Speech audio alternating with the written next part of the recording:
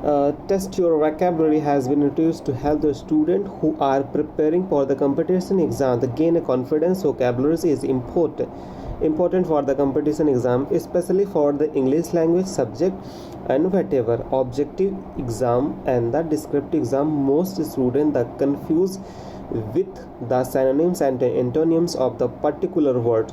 So to enhance your vocabulary along the synonyms and antonyms, here the quiz provide the test. Let's begin. Next, choose the synonyms of grive. Choose the synonyms of grive. Next we are talking about grieve. Grieve का synonyms क्या होता है, तो हम पढ़ेंगे कि ग्राइव का synonym क्या होता है, मॉर्न होता है. क्या होता है, मॉर्न होता है. ग्राइव का क्या होगा, मॉर्न होगा. उसके बाद हमको चूज़ करना है एंटोनियम्स. एंटोनियम्स किसका चूज़ करता है, प्रोटेन का. किसका, प्रोटेन का. तो हमें देखेंगे कांस्टेंट, वेरिएबल, चेंजेबल या म्यूटेबल. किसका, प्रोटेन. तो प्रोटेन का क्या हो जाएगा, प्रोटेन का होगा इसका कांस्टेंट. कांस्टेंट मीन्स जो हमेशा रहता है. ठीक है, नेक्स्ट आते हैं. चूज द सिनोनिम्स ऑफ डाइवलूक. डाइवलूक का हम लोग यहाँ पर सिनोनिम्स को चूज करेंगे. तो डाइवलूक का क्या होता है हमें देखेंगे, कॉन्सियल, सीक्रेट, स्क्रीन और राइवल. ठीक है, तो यहाँ पर इसका क्या हो जाएगा, डाइवलूक का राइवल इसका सिनोनिम्स हो जाएगा. नेक्स्ट आते हैं. Choose the antonyms of myopic. तो मायोपिक का जो हमें देखेंगे, मायोपिक का एंटोनिम्स क्या होता है, short sighted, near sighted, long sighted और ट्रू ब्लिंड. तो यहाँ पर हो जाएगा ट्रू ब्लिंड. क्या हो जाएगा, ट्रू ब्लिंड इसका एंटोनिम्स हो जाएगा. ठीक है, नेक्स्ट आते हैं. चूज़ द सिनोनिम्स ऑफ गॉर्ची. गॉर्ची का सिनोनिम्स क्या हो जाएगा, तो यहाँ हम पढ़ेंगे. तो इसमें क्या होता है, गॉडसम, इजी गोइंग, इक्वेबल और ग्रम्फी. तो क्या हो जाएगा यहाँ पर 4 नंबर, क्या हो जाएगा, ग्रम्फी. ठीक है, नेक्स्ट आते हैं. Next we will revise solve this question. Antonyms of अनएविडेंसेबल.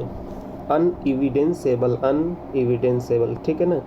तो जो इसका हो जाएगा, इसका हमें यहाँ पर डिज़ायरेबल, अट्रैक्टिव, एडमायरेबल और डिसएग्रीएबल. तो यहाँ पर क्या हो जाएगा, डिसएग्रीएबल. क्या हो जाएगा, डिसएग्रीएबल. किसका हो जाएगा, अनएविडेंस का डिसएग्रीएबल. एविडेंस माने होता है प्रमाण. तो एंटोनिम्स चूज करना है. ठीक है ना. इसके बाद हम आएंगे नेक्स्ट है सिनोनिम्स ऑफ वेज. तो वेज का सिनोनिम्स क्या हो जाएगा, वेज का सिनोनिम्स हो जाएगा हमारा 3rd number, clear, precise, unclear और फिर्म. तो यहाँ पर क्या हो जाएगा, अनक्लियर. क्या हो जाएगा, अनक्लियर हो जाएगा. नेक्स्ट आते हैं. Choose the antonyms of condescending. Condescending. ठीक है ना. ओके, थोड़ा सा गड़बड़ हो जाता है. तो ये क्या हो जाएगा यहाँ पर हमें, तो यहाँ पर हम पढ़ेंगे पैट्रोनिजिंग, रिस्पेक्टफुल, सुपरसीलियस और सुपीरियर. तो यहाँ पर क्या हो जाएगा, सुपरसीलियस. क्या हो जाएगा, सुपरसीलियस. ठीक है, नेक्स्ट करते हैं. Question number 9. सॉरी ये रॉन्ग है.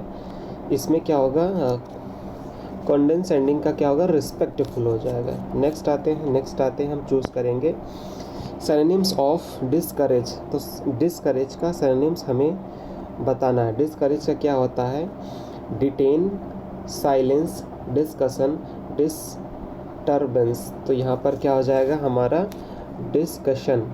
डिस्करेज का क्या हो जाएगा, डिस्कशन हो जाएगा. ठीक है, नेक्स्ट क्वेश्चन में चलते हैं. हमें 10 क्वेश्चन 10 सिनोनिम्स एंटोनिम्स के करेंगे, 10 जीके के करेंगे और 10 रीजनिंग के क्वेश्चन डेली प्रैक्टिस करेंगे. तो इसके बाद हम लोग कॉन्साइज का जो एंटोनियम्स यूज करेंगे. तो कंसाइज का जो एंटोनियम्स होता है, सेकेंड, शॉर्ट, ब्रीफ, और लेंथी. तो इसका क्या हो जाएगा, लेंथी हो जाएगा. इसका कॉन्साइज का लेंथी होता है. कॉन्साइज का क्या हो जाएगा, लेंथी हो जाएगा.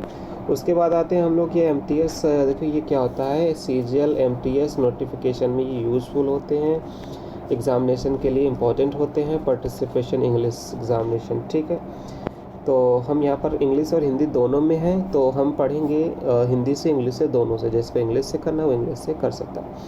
विच of the following emperor was known as the Lichchhavi दुत्री during the Gupta age. Gupta age में किसको कहा जाता था, तो हम यहाँ पढ़ेंगे लक्ष्मी दुत्री किसको कहा जाता था, तो स्कंदगुप्त, चंद्रगुप्त 1, चंद्रगुप्त 2 और समुद्रगुप्त किसको कहा जाता था, समुद्रगुप्त को क्या कहा जाता था, लिच्छवी दुहित्रा।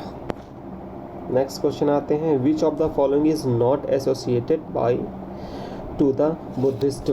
बुद्धिस्ट से संबंधित क्या चीज़ नहीं है, ठीक है ना, तो क्या चीज़ नहीं थे बुद्धिस्ट से संबंधित, यहाँ है बुद्धिसत्व से संबंधित नहीं था। क्या नहीं था यहाँ पर हम देखेंगे, मंजूश्री, अमिताभ, अजातशत्रु, और इसमें देखिए ये 3 लोग हैं, एक तो मंजूश्री, अमिताभ और अजातशत्रु।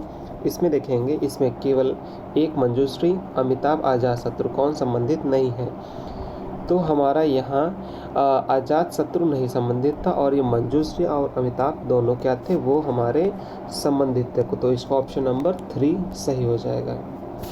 नेक्स्ट आते हैं, मैच कराना है हमें कालिदास, तो कालिदास किसके समकालीन थे, ये हमको मैच कराना है, ठीक है ना, तो कालिदास किसके समकालीन थे। ठीक है, इसको हम लोग अब मैच कराएंगे, तो मैच कराने में क्या हो जाएगा, इसका जो ऑप्शन नंबर होगा C हो जाएगा, ठीक है ना, C हो जाएगा। चलिए इसको मैच भी हम लोग करा लेते हैं, तो C हो जाएगा, तो C में क्या करते हैं,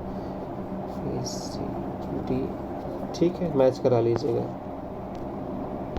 सॉरी।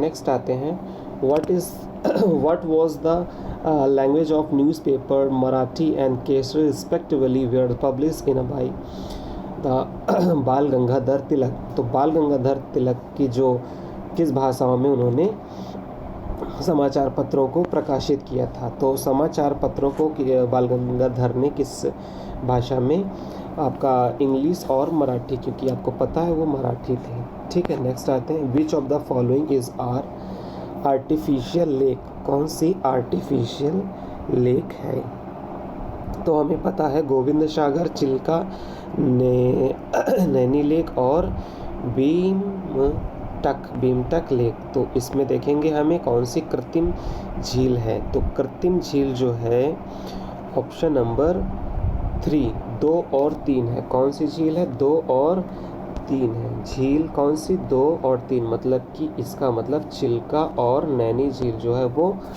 कृत्रिम झील है। इसके बाद आते हैं, विच of the following is the largest Ramsar site in India. Ramsar site जो भारत में, उत्तर प्रदेश में सर्वाधिक रामसर साइट है, तो पूछ रहा है कि कौन सा रामसर साइट सबसे बड़ा है, तो हम यहाँ पर हम पढ़ेंगे सबसे बड़ा रामसर साइट कौन सा है, तो हमें पता है वेम्बनाड जो रामसर साइट है ये सबसे बड़ा है, इंडिया का सबसे बड़ा रामसर साइट है। इसके बाद हम क्या करेंगे, मैच कराने के लिए वेलकोनो, और ये कौन सी कंट्री में है, तो आपको पता है किलीमंजारो कौन सी, किलीमंजारो कहाँ पर बताइएगा ज़रा,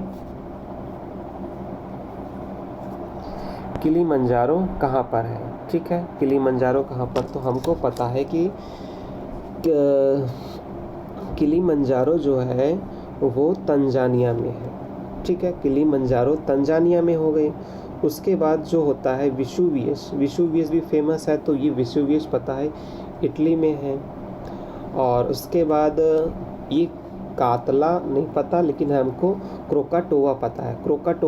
तो क्रोकाटोवा कहाँ पर है, इंडोनेशिया में। इसका मतलब कातला कहाँ पर है गई, आइसलैंड में। इसका मतलब जो आंसर होगा, answer number B is a right for this question.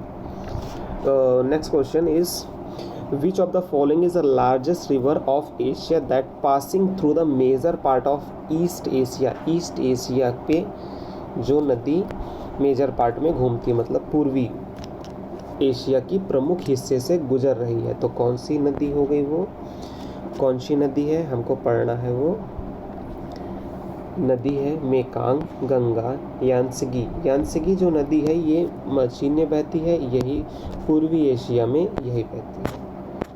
ठीक है, उसके बाद आते हैं question number 9। Arrange the following peak in peninsular India in the ascending order of this highest. तो हमें क्या करना है, इसको जो पेनिनसुलर इंडिया है प्रायद्वीप भारत में निम्न चोटियों की ऊंचाई उनके अवरोही क्रम में लगानी है। तो अवरोही क्रम में हमको लगानी है तो हमें क्या पढ़ना है, सबसे अवरोही आरोही दो होते हैं। अवरोही का मतलब कि बढ़ते हुए क्रम में, आरोही घटते हुए क्रम में होता है।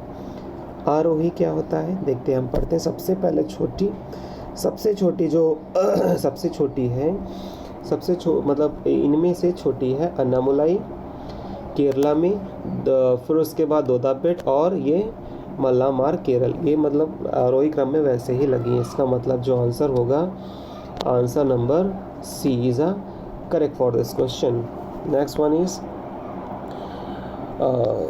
One of the following is known as the age of fishes. मतलब कि कहते हैं मछलियों की काल की अवधि क्या थी। मछलियों के जो काल की अवधि थी वो मोसोजोइक, हिमकाल या डेवोनियम इत्यादि। तो हमें पता है जो डेवोनियम है वो हमारी क्या है,